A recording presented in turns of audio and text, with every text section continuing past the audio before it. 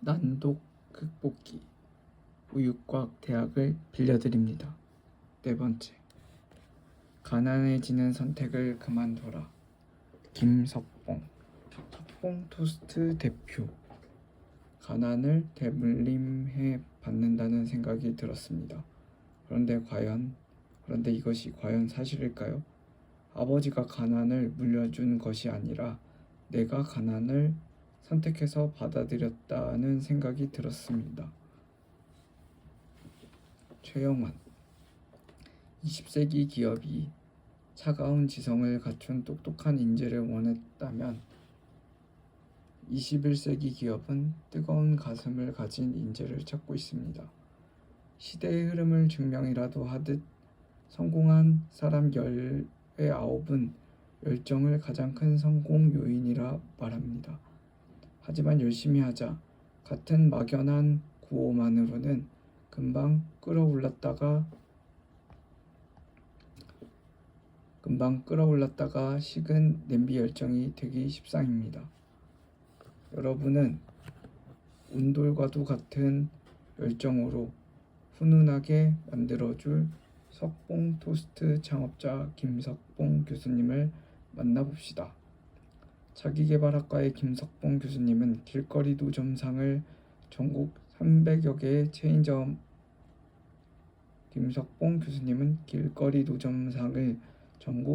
300여 개의 체인점을 가진 토스트 전문 길거리 노점상을 전국 300여 개 규모의 체인점을 가진 토스트 전문 업체로 키워 식품업계의 1억 신화라고 불리는 분입니다. 김석봉 교수님에게는 색다른 별명이 하나 더 있습니다. 바로 토스트 굽는 민간 외교관입니다. 김석봉 교수님에게는 이처럼 독특한 별명이 붙은 이유는 내가 대한민국의 주인이라는 그의 철학 때문입니다. 자신을 대한민국을 대표하는 얼굴이자 주인이기 때문에 외국인 손님도 그냥 맞이할 수 없어 외국어를 공부했고 가끔 찾는 외국 손님에게 꼭 그 나라 말로 인사를 건넸다고 합니다. 이 특이한 토스트 가게 아저씨는 점점 입소문을 타기 시작했고 얼마 후에는 일부러 토스트 가게 근처 호텔에 머무르며 석봉 토스트를 찾는 외국인 관광객이 생길 정도로 저명 인사가 되었습니다. 그야말로 훌륭한 민간 외교관의 역할을 톡톡히 해낸 셈입니다. 신은 공평하다 라는 말을 합니다. 모든 사람에게 각기 알맞은 재능과 능력이 있다는 뜻이라 볼 수 있습니다. 그의 재능과 능력을 끄집어내는 능력이 열정입니다. 자, 김석봉 교수님의 명강의로 우리의 열정에 불씨를 던져봅시다. 김석봉, 국민의 한 사람이라면 주인의식을 가지는 것은 기본이라고 생각합니다. 내가 어렸을 때는 누구나 가정교육이라는 것을 받을 줄 알았습니다. 나는 시골에서 자랐습니다. 비록 형편은 어려웠지만 부모님은 늘 말씀하셨습니다. 첫째, 형제들끼리 우애가 있어야 한다. 둘째, 동네 어른들께 만날 때마다 인사해야 한다. 하루에 한 번을 만나든 10번을 만나든 인사해라. 그리고 어른 찾아뵐 때 문 여닫는 법 등 예절을 강조하셨습니다. 집에 회초리가 있었는데 일주일에 한 번씩 꼭 회초리를 옆에 두고 잘했든 잘못했든 훈육하셨습니다. 우리 집은 가난했습니다. 농가였지만 밀범벅을 해서 먹기도 했고 칼국수는 최고의 밥상이었습니다. 풀떼죽이라는 것도 먹었는데 그렇게 가난할 때에도 거린이 오면 아버지께서는 항상 빈손으로 보내지 않으셨습니다. 어렸을 때 그것이 너무도 당연시되어서 우리도 없는데 뭘 주나 라고 생각한 것이 아니라 어떻게 하면 드릴 수 있을까 라고 생각했습니다. 감자나 고구마 혹은 보리쌀이 있을 때 한 주먹씩 드리고 그랬습니다. 어렸을 때부터 교회를 다녔는데 주일학교 선생님께서 옷을 깔끔하게 차려 입는 것이 경건이 아니라 고아와 어려운 사람을 돕는 것이 경건이라고 말씀하셨습니다. 사회생활을 하면서 정말 국가를 사랑하는 방법이 뭘까요? 내가 처한 상황에서 용접이라면 용접, 리어카 끌고 길거리에서 장사한다면 그 일터, 직장, 가정에서 하는 일에 최선을 다한다면 그것이 나를 사랑하는 길이고 애국하는 길입니다. 건강을 지키는 것 자체가 애국입니다. 자기 일에 최선을 다하는 것이 애국입니다. 작든 크든 간에 세금을 내는 것이 국가를 사랑하는 것입니다. 그 세금 때문에 국가가 운영되기 때문입니다. IMF 때 길거리에서 토스트를 팔고 있을 때 외국인이 참 많았습니다. 처음에는 언어를 몰라서 낑낑대다가 미소를 짓기 시작했습니다. 이 사람들에게 최고의 서비스 미소 띈 얼굴입니다. 서비스는 미소 띈 얼굴입니다. 윗니 다여섯 개를 보여야 다른 사람들에게 좋은 아침이 됩니다. 사람들은 나에게 토스트가 아니라 좋은 아침을 사는 것입니다. 외국인에게는 미소뿐만 아니라 그 나라 언어로 말해줘야겠다고 생각했습니다. 그래서 각 나라 문장 20개씩을 외웠습니다. 그러다 보니 외국 잡지, 신문사, 가이드북 등에서 찾아왔습니다. 항공사 스튜디오스가 소개하는 맛집에도 소개되었습니다. 주위 호텔 관계자가 나에게 감사의 뜻을 전했습니다.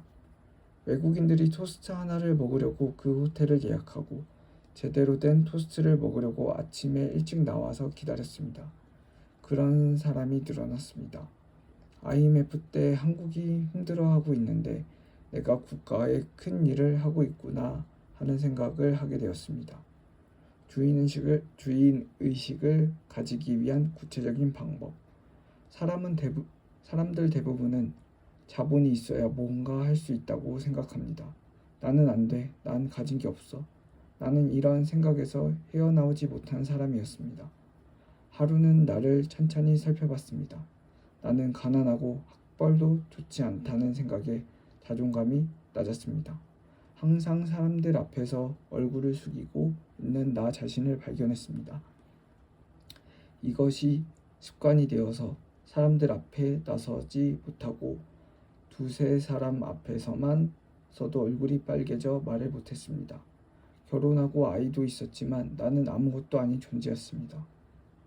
무엇이 나를 이렇게 힘들게 할까 생각해보니 스스로를 낮춰보는 것이 습관이 되어 있었습니다. 왜 나는 가난한가 생각해보니 부모님께서 부모님에게 가난을 대물림에 받았다는 생각이 들었습니다. 그런데 이것이 과연 사실일까요? 아버지가 가난을 물려준 것이 아니라 내가 가난을 선택해서 받아들였다는 생각이 들었습니다. 원인을 곰곰이 생각해 보았습니다. 첫 번째, 잠을 즐기고 있었습니다. 10시간 넘게 자고 나서 어젯밤 잘못 잤다고 말하곤 했습니다. 두 번째, 정말 게을렀습니다. 비전을 가지고 있었지만 현실에 안주하면서 시간 관리를 못했습니다. 텔레비전 앞에 있으면 애국가를 다 봐야 하고 기회만 되면 어젯밤을 잘못 잤으니까 더 자야 하고 졸고 시간을 엉망으로 썼던 것입니다. 세 번째, 성장하면서 포기가 빨라졌습니다. 내가 고생하는 것보다 남에게 손을 벌려 얻어먹는 것이 더 빠르다고 생각했습니다. 거지 근성을 가지게 되었습니다. 이것을 발견하고 통곡했습니다. 가난은 물려받는 것이 아니라 내가 선택한 현실이구나. 무엇보다 나를 보고 자라는 아이들이 도대체 어떻게 앞으로 살아갈까? 내 삶을 바꾸지 않으면 나는 아빠로서 살 가치가 없다. 그러니 이 세 가지만 줄이자고 결심했습니다. 21일 습관 바꾸기 프로젝트. 잠을 10시간에서 5시간으로 줄였습니다. 게으름을 줄이는데 플래너를 사용했습니다. 오늘 해야 할 일에 우선순위를 부여하고 꼭 실천하자. 플래너에 적은 것을 꼭 실천하자. 내가 내 인생을 주도해보자. 주도적으로 살아보자. 이렇게 조금씩 하다 보니 재밌었습니다. 시간을 내 마음대로 관리할 수 있다. 내 인생을 내가 설계한다. 거지 근성을 없애려면 내가 어려운 이웃을 돕자. 내가 지금 먹고 사는 것만 해도 참 감사하다. IMF 이후에 보육원에 맡겨지는 아이와 노숙자가 넘쳐난다. 우리 가족 먹고 살고 남는 것을 저축할 수도 있지만 이 사람들을 도와주자. 이 세 가지를 실천했더니 연 매출 1억 원이 넘어갔습니다. 나는 정말 거지처럼 살았습니다. 그러나 지금 나는 한 회사의 CEO입니다. 젊은이들이여, 자기 환경과 배경을 탓하지 맙시다. 그래. 항상 세상 공평하지 않아. 어느 상황에도 항상 페널티를 지니고 있다 생각하고 페널티를 인정하고 즐기자. 나의 성공 재능 중 하나는 성공도 꿈도 본인이 선택하고 결정합니다. 다른 사람이 아닌 본인이 선택하고 본인이 행하는 것입니다. 나는 그 전에 항상 모든 것을 남의 탓으로 돌렸습니다. 이것은 너 때문에, 부모님 때문에, 당신 때문에 등등. 나는 세 가지 선물을 받았습니다. 세상에 공짜가 없다는 것을 알았습니다. 뭔가 대가를 지불하지 않으면 얻을 수 있는 것이 아무것도 없었습니다. 노점상 3년 만에 나도 할 수 있다는 자신감을 얻었습니다. 어떤 일이든 내가 미쳐서 할 수 있는 것을 3년만 하면 그 분야에서 프로가 되어 있지 않을까? 여기서 핵심 하나를 뽑으라고 한다면 자신과의 싸움입니다. 자신과의 싸움에서 이길 수만 있다면 이미 성공한 사람입니다. 많은 사람이 다른 사람과 약속한 것은 잘 지킵니다. 하지만 자신과 약속하는 것을 지키기란 쉽지 않습니다. 그런데 자신과의 약속 가장 어렵네. 일주일 계획과 한 달 계획을 짜고서 자신과 한 약속을 꼭 지킵니다. 처음에 할 때는 나와 한 약속을 30%밖에 지키지 못했습니다. 그치? 하지만 요즘은 다른 사람과 한 약속보다 나와 한 약속을 훨씬 더 잘 지킵니다. 실행력이 중요하다. 많은 젊은이가 시도를 참 많이 합니다. 계획도 많이 하고 머리도 좋습니다. 하지만 문제는 실행력입니다. 계획은 많은데 실행을 잘 하지 못합니다. 실행하지도 않고 실패했다고 표현합니다. 예를 들어 내일 아침 등산을 간다고 합시다. 오늘 밤 일찍 자면 내일 아침 일찍 일어날 수 있습니다. 그런데 일찍 자지 않습니다. 오히려 밤을 새웁니다. 밤을 새우는 것은 누구나 할 수 있지만 일찍 자는 것은 누구나 하지 못합니다. 구체화해야 합니다. 내일 아침 일찍 일어나려면 오늘 일찍 잠자리에 들어야 한다는 간단한 계획도 세울 줄 알아야 합니다. 아마추어와 프로의 차이는 간단합니다. 아마추어는 수많은 계획과 생각을 하지만 실행하지 않습니다.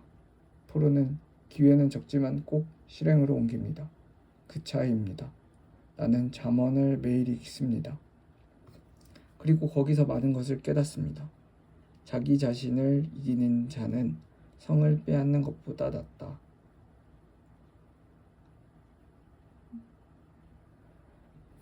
라는 말이 있습니다. 너무 힘들어서 고민하다가 포기하려고 할 때 이 글을 봤습니다. 성을 빼앗으려면 군사 수만 명이 죽습니다. 그만큼 힘든데 자기 자신과의 싸움에서 이기려면 이 정도는 견뎌내야 하지 않을까? 거기서 힘이 났습니다. 화장실 가는 5분 동안 인생대학 다니기. 장형태, 대한종묘조경 대표. 무에서 유를 창조하는 것만큼 어렵지만 어렵다고 추진하지 않으면 아무것도 할 수 없습니다. 과감히 먼저 한 발을 내디디십시오. 그리고 추진하십시오. 최영환, 포춘이 선정한 가장 영향력 있는 CEO이자 애플 창업자 스티브 잡스는 이자 애플 창업자 스티브 잡스는 괴짜가 되는 것을 겁내지 말라며 직관을 따르는 용기를 강조합니다. 참신한 아이디어만큼이나 끈질긴 추진력이 필요하다는 것이죠. 그래서 우리나라에서 가장 끈질긴 추진력을 가진 분이 누구일지 고민하다 추진력만큼은 누구보다도 대단한 분을 찾았습니다. 흙냄새가 물씬 느껴지는 투박한 손으로 우리나라 조경업을 개척해온 장형태 대한종묘조경 대표님입니다. 장 대표님은 30여 년의 세월을 묘목과 화초 개발에 몰두하며 사람들이 무심코 지나치는 화단의 꽃을 위해 평생을 바친 조경 명장입니다. 외국에서 수입해온 화초로 뒤덮여 있던 길가, 아파트 단지 및 공공장소에 우리나라의 야생화를 심어 대중화시킨 장본인도 장 대표님입니다. 장 대표님이 야생화 연구를 시작할 때만 해도 우리나라 조경 문화는 수입 묘목과 화초에 의존하고 있었습니다. 산에서 자생적으로 피어나는 야생화는 기후와 토양에 민감하여서 조경으로 사용하는 것이 당시에는 불가능했다고 합니다. 그뿐만 아니라 산에 가면 많이 피어 있는 것을 왜 재배하느냐는 편견 또한 넘어야 할 장애물이었습니다.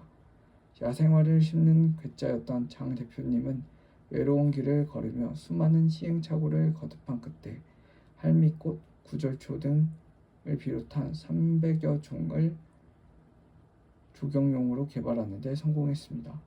그 덕분에 2002년 월드컵, 광주 비엔날레 같은 주요 행사장은 물론이고 도심 곳곳에서 우리나라의 토종 야생화를 볼 수 있게 되었습니다. 사람들이 몰라서 못하거나 필요하다는 것을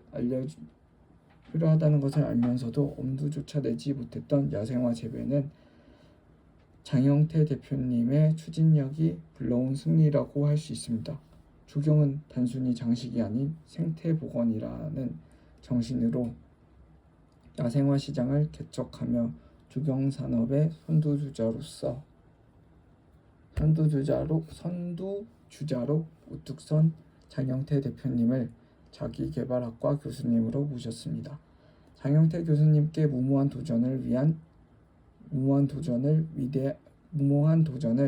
위대한 발견으로 이끌었던 원동력인 추진력을 배워봅시다.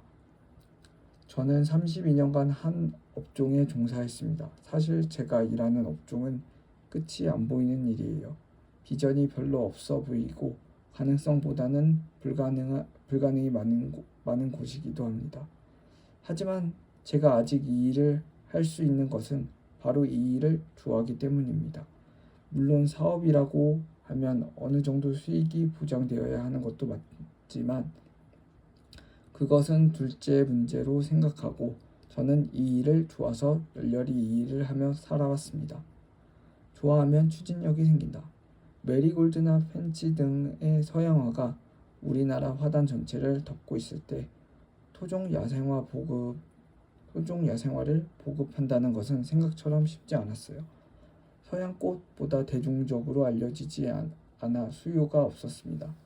게다가 야생화를 채취할 때면 산야를 훼손한다는 비난까지 듣곤 했죠. 야생화를 조경식물로 응용하는 실험은 실패 연속이었고 국민들 반응은 냉담했습니다. 하지만 야생화와 함께 있으면 서로 대화하는 것 같고 일이 정말 좋았기에 끝까지 추진력을 발휘했습니다.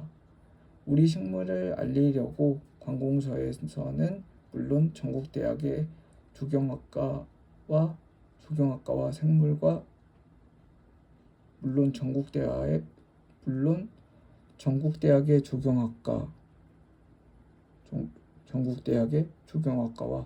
생물과 사람을 만났고 기업체를 돌아다니며 무료로 종자를 나눠주고 홍보를 시작했습니다.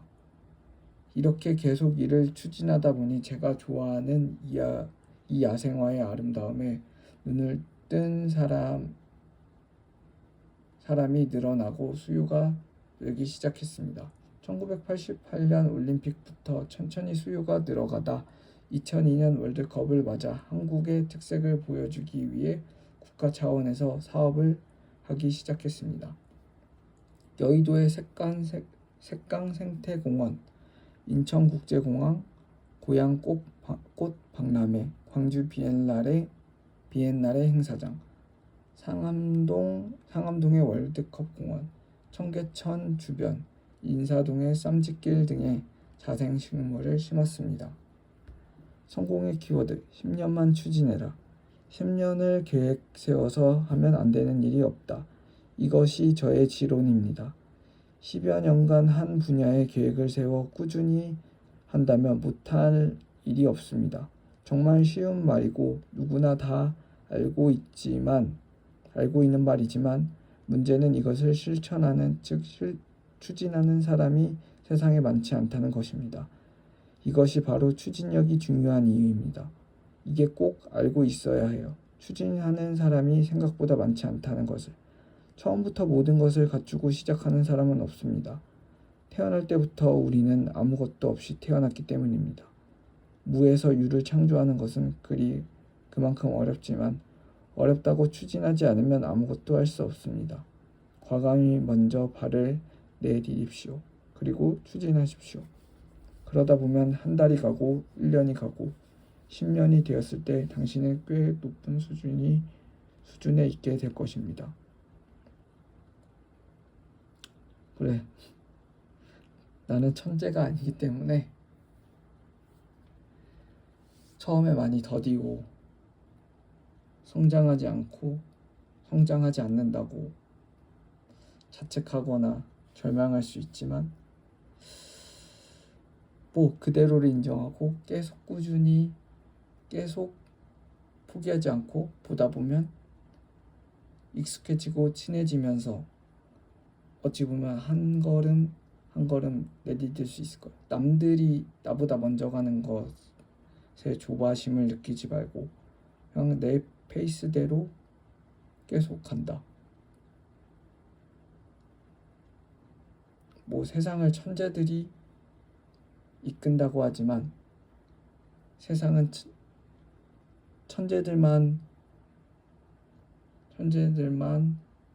천재들만이 세상을 만들어가는 것은 아니니까.